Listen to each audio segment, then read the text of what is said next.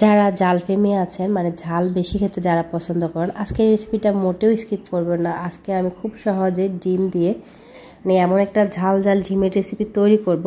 এটা আসলে আমাদের এদিকে অনেক ক্ষেত্রে আমাদের অঞ্চলে এটাকে পেঁয়াজ ভাজি বা ঝাল ডিম ভাজিও বলা হয়। যাই হোক, এই রেসিপিটা আমার ছেলে খুব পছন্দ করে, তো আজকে আমি আপনাদের সাথে রেসিপিটা শেয়ার করি। প্রথমে আমি এখানে দিয়ে দিলাম সরিষার তেল, হাফ কাপ সরিষার তেল দিয়ে দিচ্ছি। সাথে দিয়ে দিলাম আমি হাফ চা চামচ রসুন কুচি, দিয়ে দিচ্ছি মেজারমেন্ট কাপের 1 কাপ পেঁয়াজ। পেঁয়াজগুলো একটু কিউব কিউব করে মোটা মোটা করে কেটে নিয়েছি। এটা বড় কাপে 1 কাপ আর ছোটো কাপে মাপে নিলে 1.5 কাপ। আর সাথে দিয়ে দিচ্ছি কিছু কাঁচা পাকা মরিচ, ওগুলো একটু কেটে দিয়েছি রঙটা সুন্দর দেখার জন্য। দিয়ে দিলাম 2টি টমেটো, এরকম কিউব করে লম্বা লম্বা করে কেটে নিয়েছি। সবগুলো দিয়ে আমি একটু ভালোভাবে মিক্স করে নিয়েছি। এখন দিয়ে দিচ্ছি এখানে গুঁড়া মশলাগুলো। এখানে দিয়ে দিচ্ছি আমি 2 চা চামচ হলুদের গুঁড়া, আর সাথে দিয়ে দিচ্ছি মরিচের গুঁড়া। যেহেতু জালটা বেশি খাবো বাট যে বেশি পরিমাণে জাল খেতে পছন্দ করি, সে কারণে আমি 3 চা চামচ মরিচের গুঁড়া দিয়েছি। আর এটা প্রচুর ঝাল ছিল। আপনারা যদি কেউ একটু কম খেতে পছন্দ করেন একটু কমিয়ে দেবেন, আর যদি আরও বেশি খেতে পছন্দ করেন বাড়িয়ে দিতে পারেন। এটা যত জাল হবে খেতে তত একটা মজা আসবে। সাথে 1 চা চামচ গরম মশলা, 1 চা চামচ লবণ দিয়ে নেড়ে ছেড়ে খুব ভালোভাবে মিক্স করে নিয়ে লো আঁচে রেখে 5 মিনিট এটা চুলার আঁচটা একদম লোতে রেখেই এটা আমি কষিয়ে নিয়েছি। বাট মশলাগুলো যাতে খুব ভালোভাবে কষানো হয়ে যাবে, মশলার কাঁচা ফ্লেভারটা মরিচ আর পেঁয়াজের যে একটা কাঁচা ফ্লেভার থাকে এটা চলে যাওয়া পর্যন্ত খুব সুন্দরভাবে কষিয়ে নিয়েছি। তেলটা যখন ছেড়ে আসছে এ পর্যায়ে দিয়ে দিচ্ছি এখানে আমি পানি।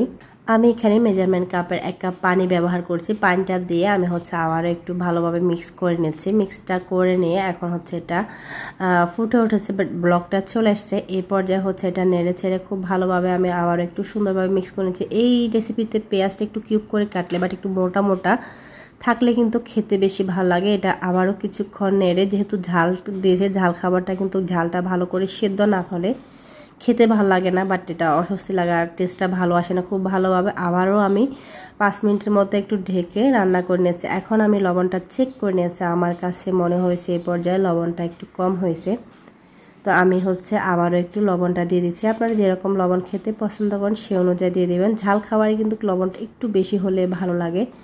এখন আমি এটা একটু ঝোলটাকে গুছিয়ে যাতে করে ডিমটা দেওয়া যায় এরকম একটু করে 2টা ডিম দিয়ে দিচ্ছি এখানে।